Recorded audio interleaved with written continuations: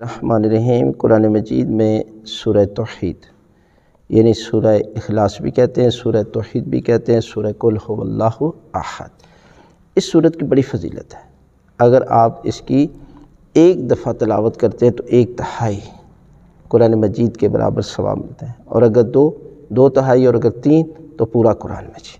تو اس کا مطلب یہ نہیں ہے کہ آپ صرف اسی کو پڑھ کر اپنے مرحومین کو بخشتے رہیں اور اس خوش فہمی میں رہیں کہ جی میں نے تو آج جو ہے وہ 3 قرآن مجید ختم کر دیے ہیں، 6 ختم کر دیے ہیں۔ ثواب ہے اپنی جگہ پر، لیکن آپ کو چاہیے کہ قرآن مجید کو مکمل پڑھیں، یعنی سورہ فاتحہ سے شروع ہو کر سورہ والناس تک۔ قرآن کو دیکھنا بھی عبادت ہے، قرآن کا سننا بھی عبادت ہے، اور قرآن کا پڑھنا بھی عبادت ہے۔ لہذا یہ سب عبادت ہے، لیکن سب سے بہترین جو اجر اور ثواب قرآن کو رکھا گیا نا، وہ ہے کہ آپ ان آیات کو پڑھیں، سمجھیں اور ترجمے کے ساتھ پڑھیں، اور پھر ان آیات پر عمل کریں۔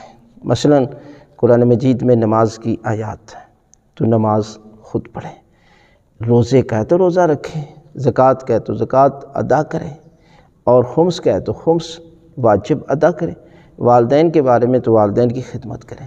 یہ قرآن مجید کو صرف ثواب کی نیت سے پڑھتے نہ رہیں، بلکہ نیت ہدایت کے طور پر، تو یقیناً پھر ایک آیت بھی آپ کے لیے ذریعہ نجات بن جائے گی۔ لہٰذا قرآن مجید اس طریقے کے ساتھ بھی پڑھیں، اور اگر آپ 3 مرتبہ سورہ توحید کی تلاوت بھی کرتے ہیں تو پروردگار آپ کو پورے قرآن کے برابر ثواب دیتا ہے۔